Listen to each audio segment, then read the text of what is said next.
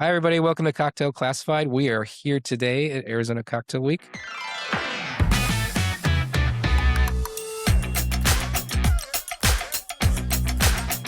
With two special guests. I have my co-host Tiff today joining us because we were getting nerdy about rum in the pre-production with Lauren. And then our guest today is Lauren Trickett with Remy Martin. Welcome, Lauren. Thank you so much for having me. You guys are true sports for doing this in the middle of cocktail week. Yeah. It's ambitious. Yeah, we were excited. It was something that we've been working on for a little bit, and we finally got everything aligned. So Amazing. thanks for being on. Happy to be here. Awesome. Well, we know who you are. So who are you for our listeners and viewers? My name is Lauren Trickett. I am the National Brand Ambassador with Remy Cointreau. So within that portfolio, I have the privilege of focusing on Cointreau, Mount Gay Rum, and Belle de Brillet. Been doing this with Remy for about 3 years now, but 10 years total as a brand ambassador. Awesome. And it's your anniversary this month. It's my anniversary, 10 years. Okay, Yeah. awesome. And then Tiff. I know most of our viewers know who you are, but who are you? My name is Tiffany Kirk, and I get to be a super nerdy rum girly in Houston. I run Toasted Coconut, and then I have a small, almost like a speakeasy inside of it called Road to Nowhere, where I can deep dive into tiki cocktails, the history of them, and really built that menu around what some of those original recipes are. It's passport style, so we just kind of travel the world together. It's a gorgeous menu. It was great. Someone who drinks rum around the country, I can attest. That is a gorgeous menu. It's beautiful. Thank you. You're welcome. Cool. Well, Lauren, I know you've been the brand ambassador for 10 years. So you were a bartender before, right? I was, yeah. Yeah. So I've been in hospitality since I was 15 years old. My first job was actually for an IHOP commercial. I did Okay. film and television at 15, and not your usual entry into hospitality, but got to know people, and I used that on my resume to become a barista. And they said, "You have no work experience." I was like, "Well, technically, I worked at IHOP, even though it was a commercial." So I started as a barista. I had the 5 a.m. shift when I was 16, worked for a couple hours and went to school, and then worked the closing shift as well. So that, I mean, if you know how to make a coffee drink, I think the next progression is going to be, mixing cocktails. So the day after my 21st birthday, I was bartending at Buca de Beppo. Okay. And then from there, it's just, Long Beach born and raised. So lots of bars and restaurants down there, opened a bar in Beverly Hills. And from that, transitioned on to the other side of the bar where I've been happy for 10 years now. It used to be with Lillet as their national brand ambassador, and then with Remy now for 3 years. Awesome. What pushed you to kind of go into brand ambassador stewardship? I think that balance of knowing how the bar world works, and I have a theater background, right? So film and television presenting, it was kind of a perfect marriage of the two. I'm a ham, ham in a room, and I love our industry so much, and the community of our industry. It was kind of a no-brainer, and I wanted a 401k. Yeah, and definitely having the nice 401k and the benefits are always nice in the industry. Awesome. So you grew up in Long Beach. You've seen kind of the progression of the cocktail scene over there. What was some of this like when you started bartending to now? Is it like a vastly different culture? Wildly vast. I mean, when I started, we had sweet and sour on the gun. We were buying our simple syrup. We didn't even make our own simple syrup. So yeah, things have changed drastically. And honestly, for me as a 22-year-old bartender, I had a mohawk. I thought I knew things, and then I took Pernod Ricard had a class. I think it's called Bar Smarts, and that just changed my mind about how cocktails could be more culinary. And I started working with our chef at that restaurant. Bless his heart, JD. He has been a saint to me. He has sat through so many terrible cocktails with me, but just the scene in general in Long Beach. Now we have incredible bartenders. A lot of people come to LA and, see the cocktail scene. Long Beach is 30 minutes south. We are still LA County. And I think everybody now makes that drive down. We've got Baby G's. Gianna's doing incredible things there. So it's cool to see people pay attention to opportunity for craft and take it seriously. It can be a career, which I don't think any of us started in this industry thinking it was going to be a full-on career. So, I definitely didn't. I was like, a Jack and Coke is a Jack and Coke is a Jack and Coke. Yeah. Bartending is easy. I can go do it anywhere in the country. And then lo and behold, no, man, these crafts are serious. For sure. So you were going to be a theater major, you said? I was a a theater major. drama major. And I feel like bartending is still very showcasing, We masking, are very dramatic. wearing a skin suit. Yeah. Yeah. It's awesome. Cool.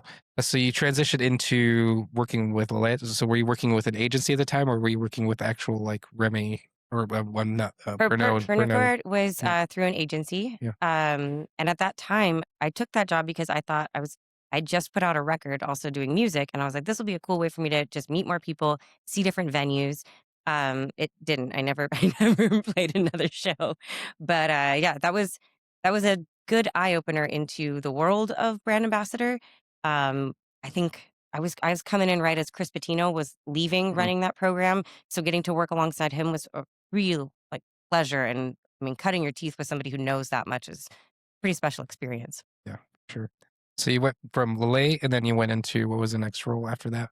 So Lillet, I stayed with him for 6.5 years. Okay. So I started as just like a little LA brand ambassador, and that grew into being their national brand ambassador, hiring our own team, running that. And then I had 2 kids during COVID, and I thought, I don't really want to do this anymore. Um, Tried to step back, and, and then Remy was like, but how about you come here? I was like, all right, yeah, let's go do this. Yeah. And with Remy, you kind of represent all the 3 brands only that you Right mentioned, now or it's the 3 brands. Remy it's really portfolio focused, Yeah. so there's nothing across our portfolio that we wouldn't talk about. But it's nice to have dedicated people for certain things because it's a lot to learn, especially on something like Mount Gay with 323 years of heritage. Those are some full files to get Yeah, through. for sure. What kind of education did you have to do to kind of do your roles? Did you just like dive in and start looking at any books, anything like that, kind of help you Yeah, I make the mean, transition? I honestly didn't know a ton about the spirits production side before getting into this. I mean, very cursory knowledge of just get through. Kind of like when you're a bartender and they're like, "Oh, show us the wine list." I'm like, "I can fake that." But I don't know all the really high-end wines. Hey, grapes, Yeah, it tastes like tannins. Bing cherries. So it wasn't necessarily like a structured, I'm gonna become an expert on anything. It's more listening to the questions that people have in a room and having access to information. So when I started with Remy Cointreau, and when I started with Lillet too, it's really important for me to work on brands that have transparency Yeah. and have let me have access to information. So I don't need to be the smartest person in the room. I'm never going to be the smartest person in the room, but I have access to information, which has given me, I don't know, it's taken away the imposter syndrome. Especially knowing like readily available access to unlimited resources has proven to be incredibly valuable, especially if you don't have the best memory to retain information all the time. And you're like, I do know this. I need to kind of like see it in front of my face. Yeah. And I mean, different rooms are going to need different things. So you can prepare all you want, and then somebody's going to take you on a tangent. And you're like, yeah, well, we haven't explored that, but let's go, let's figure it Mhm. out. And for sure, you mentioned Bar Smarts earlier, and Bar Smarts is also something I used pretty when I got into bartending as well. Yeah, it was, Like, I mean, there was nothing like that when they launched. Mhm. I think I did it their first year of touring. And also like getting to make cocktails in front of Dale DeGroff and Steve Olson and Dave Wonderich, and like that was my first time having a Jameson pickleback. I was Oh, so yeah, nervous. yeah, I okay. was so nervous. My rep took me down to the bar and he's like, you know what? You're doing great. Just here's a little Jameson, some pickles. And we're like, okay, let's go. Yeah. The pickleback is always my favorite. I haven't had one in a while. Duly noted. Yeah. Yeah. Some electrolytes in that pickle juice. Yeah, for sure. Awesome. So we're here at Arizona naturally. So yeah, is this your first Arizona? You've done this for I've a few I've years, done right? Cocktail Week. I want to say 3 or 4 times now. Okay. On the sponsor side, I've attended also, and it's growing and growing and growing. It kind of feels like a little baby tails Yeah. now. Like the caliber of talent that flies in from all over to be here. I love how central everything is too. Like you can bump into everybody. So it kind of feels like a little bit of a family reunion. Weather's a little more forgiving too. We're all having very good hair days right now. Somebody was like, "Wouldn't it be crazy to come here in August and do this?" I was like, "Well, we go to New Orleans in Yeah. July. That's also bonkers." Yeah, for sure. So you've been here over, you said 3 years, a couple years before. So you've seen the natural growth of it. Yeah, and I think this might be the most explosive, like jam-packed I've ever seen the itinerary, which is cool. I know Doc and Ross are just really doing an amazing job of curating excellent events and excellent partnerships. Yeah, for sure. Aaron, I call it Aaron. Some people call him Doc. But Aaron and Ross are the founders of, or it's Ross is a founder, and then Aaron's one of the co-producers for Arizona Cocktail Week. They're the ones that have been sending me emails, so Yeah, I know sure. what to respond to. Yeah, for sure. And what is your favorite bar here in Arizona or here in Phoenix? We're not just Arizona. My favorite bar is just the one that's going to have an open seat and someone chilling with me. Yeah. Like I love the places that we get to go to, but it's really about the people. Yep. And I think we can have a good time anywhere. I mean, we were at some Irish pub last night, and it was not notable. It's not going to be on any 50 best list or anything, but just the company that we had was fabulous. Yeah, for sure. Phoenix definitely has a good culinary scene. Yeah. And well, cocktail scene as well.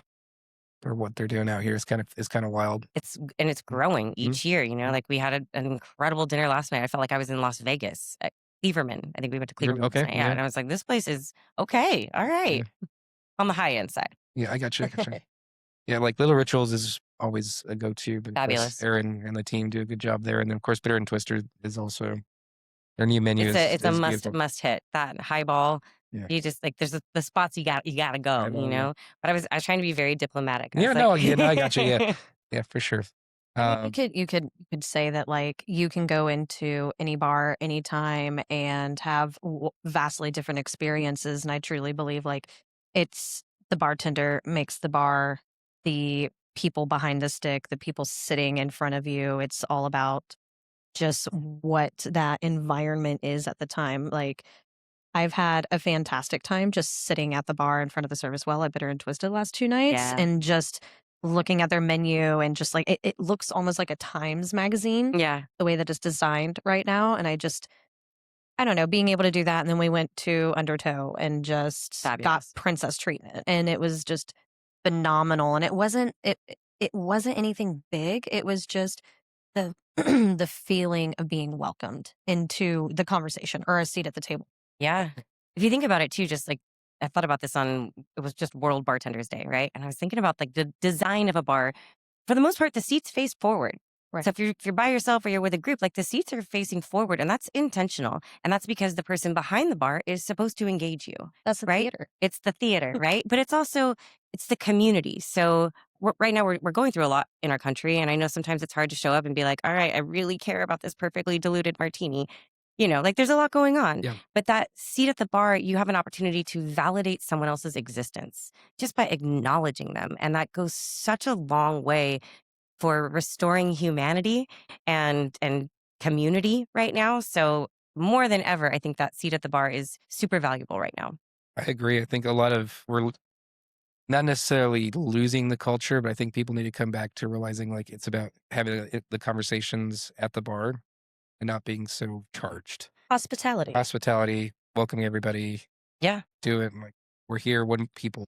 And a good bartender is going to kind of pay attention to the conversations at their bar top to make sure that things are, like going in a good direction. And we look out for our regulars and our patrons and take care of people. But I think too, just like as a culture, we've kind of forgotten how to talk to a stranger. Yep. Sure. Like there's like a fear, everything's done on an app and it's done. I mean, just sitting at the bar last night, it's a beautiful bar at Cleverman. Everybody sitting next to me was on their phones. I'm like, what the heck we all doing out here together? Yeah, sure. Yeah, I think something that when I'm like mentoring or training anyone behind the bar with me, it's very easy to get that tunnel vision and just take it way too seriously. And I joke and I'm like, it's like we're taking liquid from one vessel and putting it into another, right? Like any bartender can put liquid in a glass, but it's about the storytelling aspect. It's about the inclusion of the people around you. And I tell them it's like, it's not that serious. Like include people, make them feel welcome. And we all have our off days and we all have to like, it is a very performative job. And I joke that like my social battery will get depleted very quickly. So it's just also about recognizing that and how to take a step back and just remember that you're here to create an experience for your guest. And every experience is going to be slightly tailored and a little more unique. And it's also so cool that you have an opportunity to make someone feel good. Yeah. Like that is so overlooked in our industry sometimes of like that meaningful connection of you're slammed in the service well, no worries. You see somebody walking, like, I'll be right with you. Just that acknowledgement of like, they feel seen. You don't know that person might have talked to no one all day. This is their first interaction. And you have that opportunity to make someone feel good. And I would rather go through every day of my life knowing that I got to do that than, keeping my head down. I'm a serious bartender. And don't get me wrong, good. I was a serious bartender. I learned my lesson. It makes you feel really good. I think a lot of us had those experiences bartending during COVID. And I remember if I saw you come in wearing scrubs, I'm just going to give you a shot. I'm not going to say anything to you. I'm just, thank you for your services. Yeah. You need to go cry in the walk-in? We got Say you. less. We have a designated spot. No spilt mayonnaise in there, though. Yeah, for sure. I mean, you hit a very good point of like, our job is hospitality, right? And training newer generation, it's more like they're stuck on their phones. Like they don't necessarily have that. Like our generation was trained in hospitality. I'm seeing now with a lot of like the consultings and stuff I'm doing is the younger generation doesn't necessarily like. I love it. Like no offense to any of y'all, but it's just like there is a disconnect, a little bit of a disconnect, right? Where they can't like engage with people because they're used to just doing everything on the phone, right? Yeah, I mean, COVID did some real damage to that. That's the generation that didn't have high school graduation, didn't have those meaningful moments. So like they became rather introverted on some of those social elements, and it can be frustrating to see, but it's also to me, it's like that's opportunity. That's a new challenge. That's That's an obstacle to overcome, and it's Mm-hmm. like, how do we bridge the gap between being on the phone and front facing, right? So it's like, how do you engage this new generation of bartenders? And then I think it's also like very important for, us who are very like experienced in the art of the well craft. seasoned. Well seasoned. These gray hairs, they do be seasoned. But it's engaging them. And it's also us learning and understanding like, okay, we kind of need a pivot in the way that we're training and mentoring and teaching and the terminology of like gatekeeping. Like I will teach you everything that I know because I want my whole team to be better than me. Absolutely. It is as a people manager, it is my goal to see you surpass me. Yeah, Like for sure. I'm also a mom, I don't so wanna be like it's doing my this goal to forever. raise those kids to outdo everything I did. Yep. So I don't know. We've definitely got our work cut out for us, but we're now talking about things like balance. Mhm. And you talked about social battery. We don't know how to recharge and replenish. And I mean, in California, we go through just the wildfire disasters that we had. And as a brand ambassador, like, all right, get to work. How are we going to fundraise? How are we going to like support? And you have to watch your own social battery too. Rest is not weakness. And I don't think growing up as a bartender, we really took into consideration the physical elements, but that social interaction is also incredibly draining. So if you're putting all of that out for your patrons, and then you go home, okay, how are you treating your family? How are you taking care of yourself? What are you doing to when you get home? recharge? Yeah. Yeah, for sure. Bartender wellness is something that has been a growing trend in the industry, and making sure we're taking time for ourselves. It's really important. Yeah. And I mean, like, I travel quite a bit, so the hotel gym is, is my second home. And I've become really vocal about it doesn't have to be the best workout ever, but get up and move. Get up and do something for you that isn't, like scrolling and just it's good for your brain. Yeah, getting home after a closing shift, and I joke, I'm like, I'm going on my hot girl walk. But it's just like, it's that moment of decompression where you're kind of sitting in silence with yourself and you're just going through those paces. And whether you're just, doing yoga in your apartment at the end of the night and just, walking the block, it's that moment where I feel like you and I are very aligned, where it's very hard for either one of us to clock out. And the joke is like, well, we make time, we have to. But it's also like this cognitive dissonance of, I'm going to really push people to take care of themselves. And like, I'll get onto the bar team and be like, you're sick, don't text. And they're like, you're literally in a hospital. Why are you texting us? Yeah. So it's just like holding ourselves accountable to the things that we're trying to push people to do. Well, we talk term work-life balance, right? But if you actually think about what balance is, if you're in a yoga pose, you're not static, right? Your muscles are transferring energy from one side to the other to maintain that balance. It's constant movement. Right. So sometimes it might be really heavy on one side and then it flips to the other, but that still can be balance, right? It's I used to think of it as like, oh, I'm gonna have equal time with my family and I'm gonna have equal. It's just not. It's not like that. And that's not tangible. It's not. But it's like giving myself grace to be like, all right, today was not good. You know, I Yeah. started answering emails at 6:15 in the morning, and it's now 9 p.m. at night, and I'm not done. Right. So okay, have some grace with myself. Mm. Balance is going to be constant movement, transferring that energy from one side to the other. Yeah, for sure. Awesome. This is a good conversation about work-life balance. It's been something that's consistently brought up too as well that we like talking about. But kind of going back to your role now. Oh yeah. Yeah. No, you're good. Oh, No, yeah, that thing. it was a great. It was a great great topic. So you're more trade advocacy, right? Are you marketing? What is your So breakdown? in your role? I work as a liaison between our marketing teams and our sales teams. So I sit in the room with the marketing teams as we look at, brand plans and how things are going to go to market these activations, what an experience will look like from that bottle, right? And then I go to the markets and work with the sales teams to execute and activate. And then heavy on like education and that kind of thing. Because again, coming from the theater background, whether it's talking to 5 bartenders or a room of 500 people for a seminar, like that's my wheelhouse. Yeah. And you enjoy being out there and talking to. I do. It's not for everybody, Yeah. but I think especially working on the brands that I'm working on right now, it's like such fun stories to tell. Yeah. And I love giving those moments to bartenders that they can then go, use as that soundbite clip to make some extra money, like be engaging with your customers. For sure. And you do a great job on social media too. Oh, thank you. Videos, you do a lot of that too. Yeah, They're really cute. They're thank fun. you. It's not. I mean, it's no setup like this. But Yeah. I was like, oh, those are nice cameras. I do have a question. Do you find that because of the great storyline within the parameter of the portfolio, that it makes it a lot more organic and easy flowing to talk about it within the vast comparison of groups of people, the 5 bartenders or the 500 in a seminar?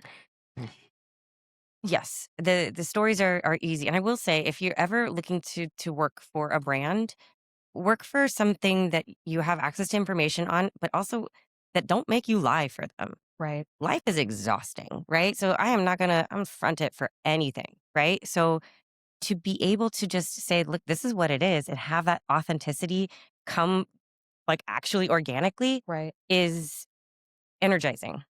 And I think it's rare because marketing is marketing, right? So we've got all the stories to spin, but working with Remy Cointreau, it's like, all right, let's open these books, let's dig in, and those stories write themselves. Yeah, for sure. Remy's a pretty old brand itself, right?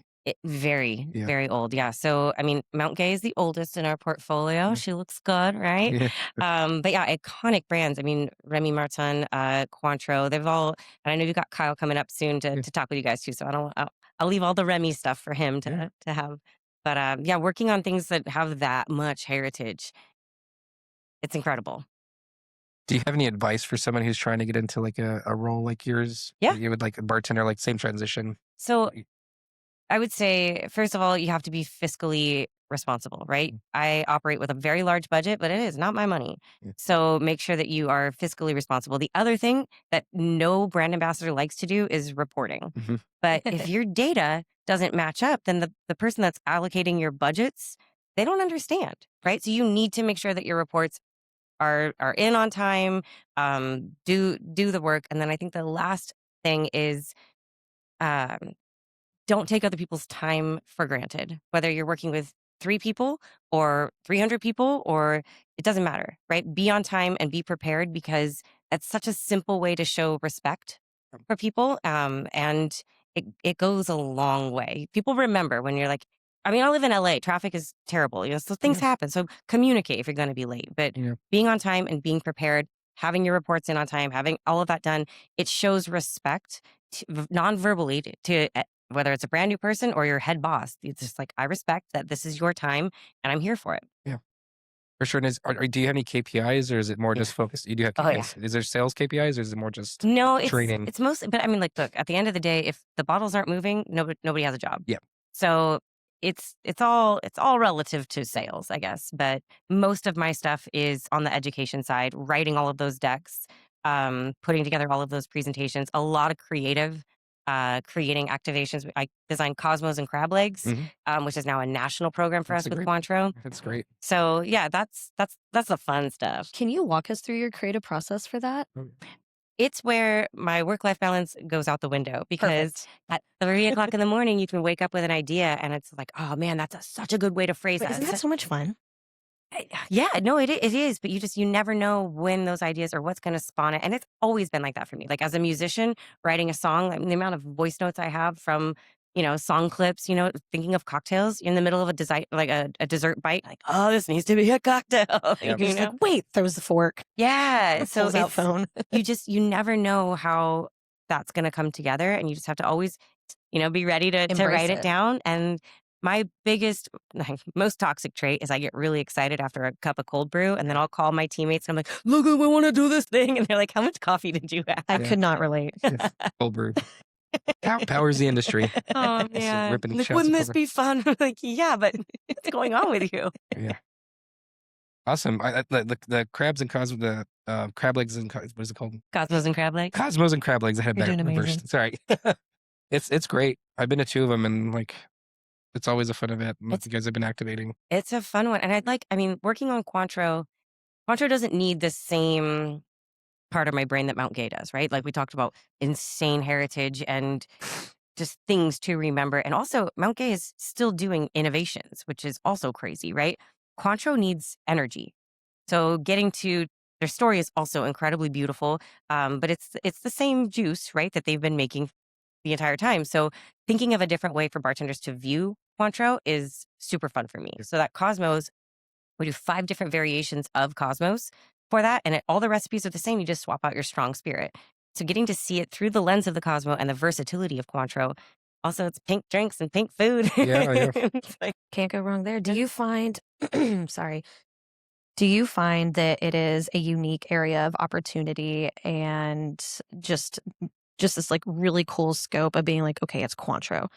They don't have that many different expressions and iterations. So it really puts you in a position of forcing yourself or giving yourself the opportunity to be a little more creative in your approach. Cointreau is the most versatile thing I think I've ever worked with. Right. It's fun too because I get to be the shovel in the sandbox that all the kids want to use. Or, like being a modifier is the amount of friends that I get to work with and think outside the box on things. It's I'm not saying my job is too easy, but like they make that But job like good. the ability to exist in the space of being a modifier gives you so much creative freedom where it's like, okay, Cointreau, but it's in what capacity can we utilize this? Yeah. So it's just like I remember when Cointreau Noir was a big push. And Yeah. that was just so much fun to me. Was that something that were you able to work with that? Yeah, I mean, noir is it's just not as a large like KPI for me, but it's delicious, and it goes with me at any like training I get. People need to try it because it's a different iteration, right? So learning about that, I think a lot of people just didn't even know we had it. Right. It's phenomenal. Yeah, It's so good. Yeah, it's delicious. And then the pear liqueur as well is also Belle de Brillet, Belle de yeah. Brillet. I keep forgetting about that one. That has It's been so good. so much fun to work on, and it's only been, I mean, I think in the States for 3 years now, 3-4 years Yeah. with this new liquid. So Jean-Louis Brillet created Belle de Brillet in 1985. But like a lot of things in the 80s, it had a time to figure out what it actually needed to be. Mhm. It had some fake flavorings, had some fake coloring. And when Remy Cointreau came in as a partner 5-6 years ago, they were like, let's rethink this. So now it's 18 pairs per bottle, all natural, blended with a cognac and Madagascar vanilla sugar. So it's so simple. And he made it as a love letter to his wife, Isabel. And I don't know, if you're a romantic out there, just know that people are making an actual spirit as a love letter. So we need to step up our game on the Yeah. romance side. Yeah. Get it together. Get it together. Yeah. Flowers are great. I'm sorry, you made me a liqueur? Wow. So yeah, Awesome. I definitely am curious. I know we had the spritz last night at Carnival, but I'm curious to try the liquid by itself because I've tried the old iteration. Yeah. It was a big corporate mandate when you and I were in Yeah. hotel Yeah, life. yeah. and the It old was the old one, it's still delicious, Yeah. right? But it's so cool that they achieved this like flavor bomb, all natural now. It was a lot of fun, and that I didn't even think about that yesterday. I was like, I know I've had this flavor profile somewhere. So yeah, the good old hotel brand standards. But we appreciate it. Let's talk a little bit about Mount Gay Silver. Yeah. So I know that's the newest one, and I know we did a launch party at Toasted, and then you just did one here at Eyeball. Yeah, this has been a work. Mount Gay Silver's been around for a long time, but it didn't. It stopped coming to the United States. I want to say about 8 years ago. And so we were still making it in Barbados, and then when Trudianne took over, she did a reformulation of it. So the juice that we have today is different than the one that we used to have here. She added a little bit of aged pot still to it, so it has column and pot distillate aged in American whiskey barrel, and then charcoal filtered. So it has so much funk and depth to it for a silver rum. And it took me about 2 years, me and the brand team, to figure out how to get it back in the United States. So I'm happy. Awesome. Yeah, I was definitely very excited when I got to try it, and it was brought to me, and I blind tasted it, and I was like, does this have pot still in it? And I was just Isn't that like, what crazy? is happening?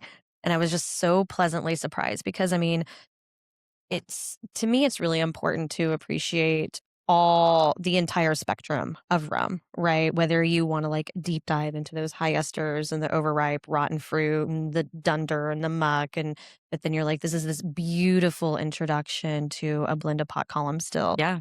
And I was so stoked that Toasted had the opportunity to like, we did the stateside launch, right? I Yeah. was just like, make it fashion. So then I was able to highlight it both within Toasted and then within Road to Nowhere, and just did 2 vastly different menus for it. Yeah. Just really showcased and highlighted the She did all of versatility. this in the same day too. Oh, yeah. Like, and bartended it, and I blew my did. mind. Thanks. And that was how we met. But I mean, that is so. Again, Mount Gay, 323 years of continuous operation. They're still doing innovations. It would be very easy for them to sit back and be like, all right, we got Eclipse, we got our core standards, but the last 300 years have been great. We're also really wondering what the next 100 years can do. Hmm. So when I first started on this brand, I sat in a all team meeting with them about the next 100 years. They even created a graphic for like 30-30. Who thinks like that? Wow. Like That's cool. none of us are going to be here, right? Yeah. Like, obviously. That's cool. But putting intentions for that next 100 years is such a unique thing to get to work on. Yeah. And I Yeah. think Trudianne is just doing such an amazing job of saying, all right, this is great. These are our core standards. What else? She's What so cool. else? She's so cool. She's so cool. Like, I have not met her, but it's just I was not familiar with the rum world until a little over 4 years ago. Like, I come from bourbon. I come from just like I come from like club bartending. I come from the sweet and sour out of a gun. So that resonates with me deeply. Like, my first real night of bartending was at Baker Street, and they're like, you want to be a bartender? Here, take the service well night before Thanksgiving. Have fun, be safe. And I'm just like, I'm almost crying, like looping these tickets around my neck like a CVS receipt. And I was like, well, I guess you'll get your drink tomorrow. But just being fully immersed in the rum world has given me such an appreciation for spirits. And, you know, when we're tasting them with the team, and it's just very, like we were talking about before I hijacked this episode, so my apologies. But we were talking about how rum is parallel to wine, parallel to agave. It's very terroir driven. Yes. So that's why when I tried the silver expression and I was like, there's pot still in this. And it almost tripped me up because I was like, is this Probitas? Yeah. And it really yeah, threw me definitely. for a loop. But I absolutely love like the Madeira cask. If it's Madeira cask finish, I'm gonna put it on the back bar. Yeah. Like, just full stop. And the cognac, I think too. So like the way Mount Gay does it, because additives are legal in rum production, but Barbados gave us what she gave us, and it's more than enough. And so achieving that depth of flavor, it's just incredible what Trudianne does. I think of like her barrel room, the selections. It's like a chef with spices, right? Like a little bit of this one, a little bit of Madeira, a little bit of that smoky bourbon barrel, and just watching her put that process together. She told me about a blend that the team came and they brought her a taste, and she was like, "It's missing X, Y, and Z." They're like, "You literally put a cup of that. Like, we didn't think it was." She's like, "Go put it in," and she's like, "Nope, that's my blend." Yep. How do you notice that in a whole barrel? A cup. She's like, it was like a shoe size full that they were missing, and she's like, I caught it right away. It's like the salt and pepper. Yeah. Basically. Yeah, it's her seasonings, and like, again, the team there, it is collaborative, and they do such a good job of growing that next generation. So she's working on projects that she'll never see come to fruition.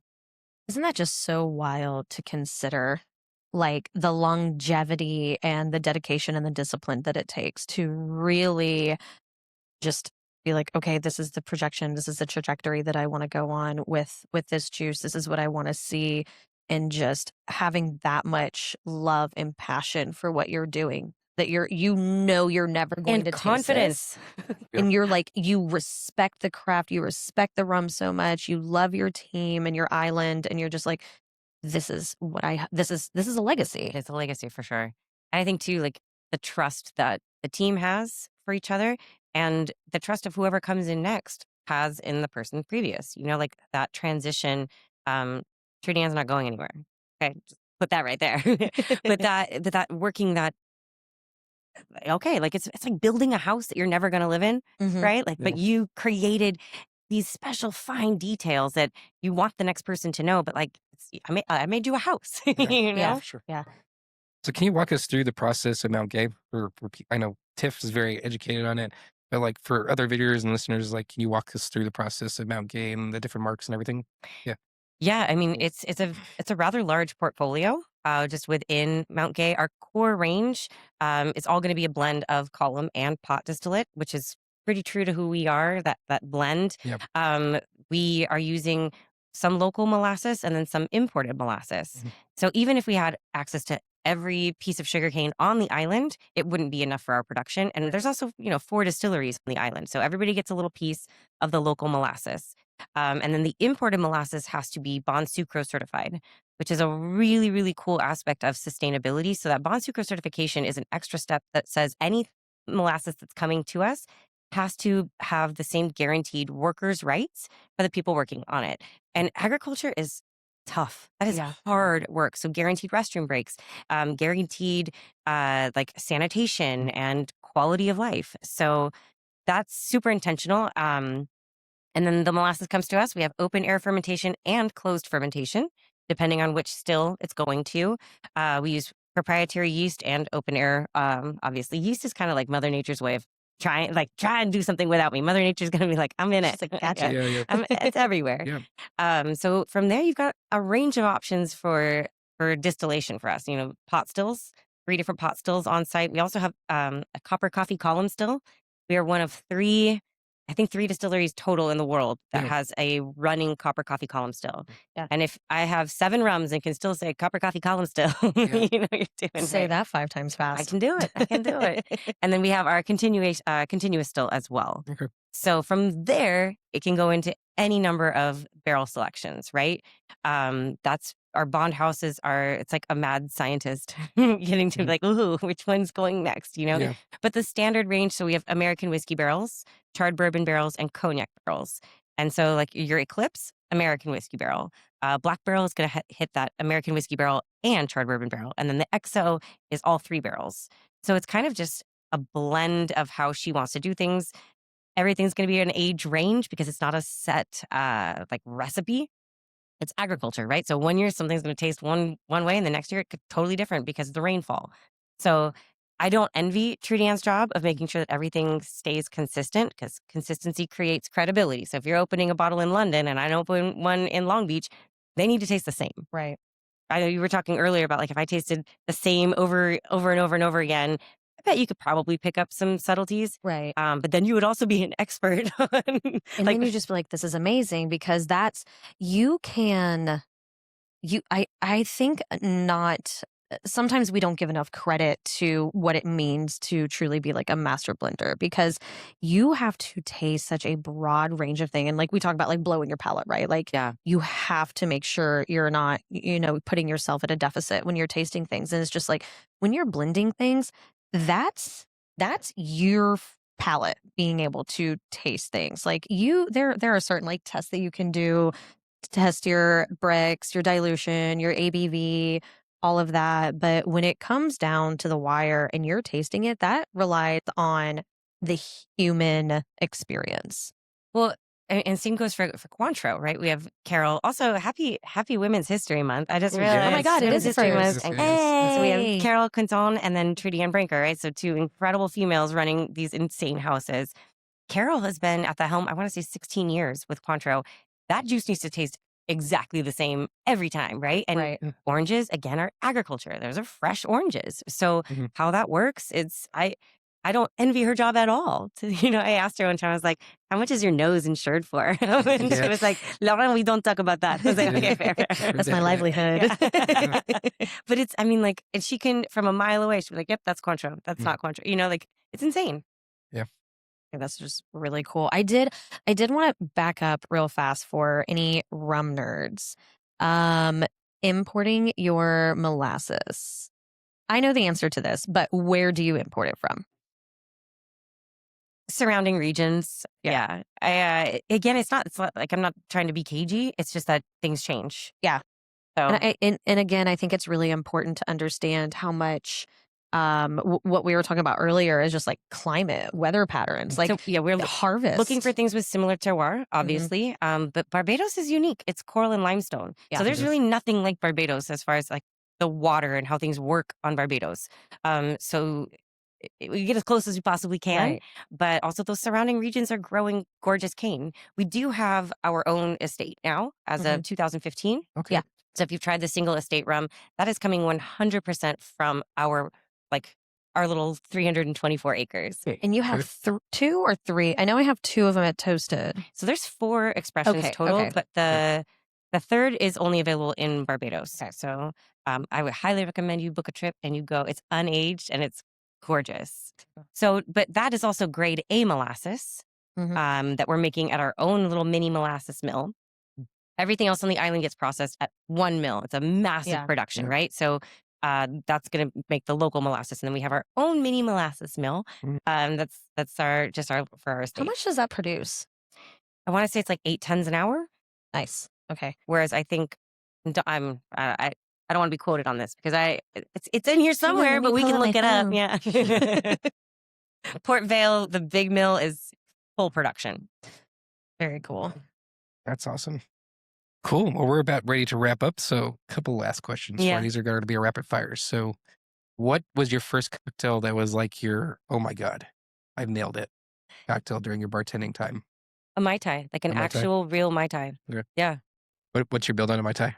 First of all, back to club bartending. The first time we ever made it, it was like orange juice and pineapple juice, dark rum floater, maraschino cherry, So like learning that it actually had orgeat, and like fresh lime juice. Yeah. It's so that cocktail just changed my perspective. Yeah. As far as like mastering something, if I go sit at a bar and you make me a good daiquiri, I'm like, all right, like that's it. Or good margarita.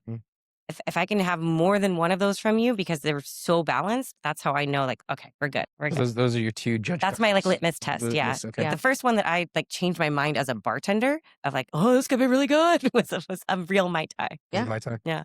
How about you, Tiff? It was a mojito. Nice. Okay. I was service well bartender at Bar Louie, and they had like 3 different variations of mojitos, and that was when I realized. Because I mean, again, club bartending, like everything's out of a gun, and we were muddling the mint and the fruit, and there was this point where I was like, wait, culinary and cocktail are symbiotic in relationship. So for me, it was a mojito, and then that was when I knew, like, I'm gonna make a career out of this. This is that. I think in that moment, that's kind of when I fell in love with what I was doing. I will say, Mount Gay Silver and Red Bull, delicious. Which Red Bull? Tropical. The tropical. That's a yellow one, right? Yeah. I'm like, club bartender, it just never leaves you, right? So Mount Gay Silver. I won't hate on that. Say less. I know what we're doing later. I cannot do Red Bull from my college days. It's like I instant smell. I'm just like, I can't. Anyway, what is highbrow, lowbrow? We gotta have gotta have a range. What is your least favorite cocktail? I struggle with cocktails that just have too much sugar. Okay, too sweet. It's and like not too sweet, but like the reality is, as somebody who goes out a lot, right? I am very careful about A, how much I'm drinking, and then B, just the amount of sugar that I'm ingesting, which is why I really like drinking Mount Gay rum additive free. Yeah. But I do find too, like cocktails need editing. Mhm. And, Coco Chanel was famous for saying, before you leave the house, take one piece off. And I think like a jewelry or something, it's like, before you put that on the menu, is everything actually needed in that 12 touch cocktail, So Yeah. things that are overly complicated and need a little bit of editing, that's probably my least favorite Mhm. cocktail. Okay. What is one of the trends that you've noticed? Because you've traveled a lot. But what is one of the industry trends that you're seeing? I would say my favorite trend right now is a return to hospitality, and that just the ego of the star bartender kind of thing is starting to go away, and it's making things more inclusive and more friendly, and I am here for that. It's very exciting. Yeah. Less of that sandbox mentality. Yeah, for sure. And then what is your industry hot take right now, if you have one? Hot take. Um, I don't know. I think we need to be nicer to everybody. Yep. We just need to have more kindness and to understand that views are views. We all have the same oxygen in our bodies, and we're all trying our best. And so, be supportive. Don't gatekeep. And let's have more kindness. Yeah, for sure. That's great. So where can people follow you if you have any questions? Follow me at Mix It Trickett on Instagram. I'm pretty good actually about responding to DMs and stuff. I do have 2 little kids, so sometimes I go a little MIA. But again, work-life balance. Yeah. So For sure. And Tiff, where can people follow you if they have questions for you specifically? Ambitious_imbiber. And then the handles for both of my bars are on there as well. Yeah. So Awesome. I won't lie, I don't post on my storyline. I I post on my story. I don't post on the grid. I get a lot of flack from it, but be in the moment. yeah, I'm too busy taking cold brew shots. there it is. And then, Lauren, you said something about consistency earlier. Can you say your quote again? I think that's going to be Consistency creates credibility. Excellent. Right. I think that's something very important, I think, as well, in bartending and anything. I mean, from the liquid that I represent to how I represent myself, right? So like I want your experience with me to be consistent, right? If I tell you I'm going to do something, I told you I'd be here at 10 a.m. on a cocktail weekend day, like I'm ready for it, right? Right. Yeah. Show up on time. Consistency creates credibility. Awesome. If do you have any quotes you would like to share? Oh, actually, yes. And I say this periodically. It's constructive criticism is more productive than destructive cynicism. Mm. And I think that is really important to understand that none of us are perfect. I joke with my bar team, I've made far more bad cocktails than good ones. Don't be afraid to make mistakes. I Like, think that's so key. our generation coming up behind us too, they are afraid to make mistakes. And that's something so like everybody could be canceled at any moment and everything's on, like a photo. I made so many mistakes and there's no photos of it, Oh, yeah, we don't get Not with the Motorola Razr flip phone. Yeah, Right? the razors. So like allowing people to be silly and make mistakes and enjoy that growth process. I really hope we get back to that. Yeah. Same. Yeah. Well, thanks for letting me hijack this episode a little bit. Yeah, thank you, ladies, for being on. It's My pleasure. exciting. Awesome. Can't wait to have a Mount Gay and Red Bull later. Silver Bowl. There you go. Yeah, Silver Bowl. Oh, yeah. Patrick said that he actually wants a shotgun a Red Bull later. Oh, good. I mean, Silver Bowl sounds delicious. I might try that. woohoo! I might do it. Awesome. Well, thank you, ladies. Thank you so much. You're Thank welcome. you. All right, y'all. Thanks for joining us again for another episode of Cocktail Classified. Again, follow us at Cocktail Classified on YouTube. We're on Apple and all the other podcast sites. Catch you next time.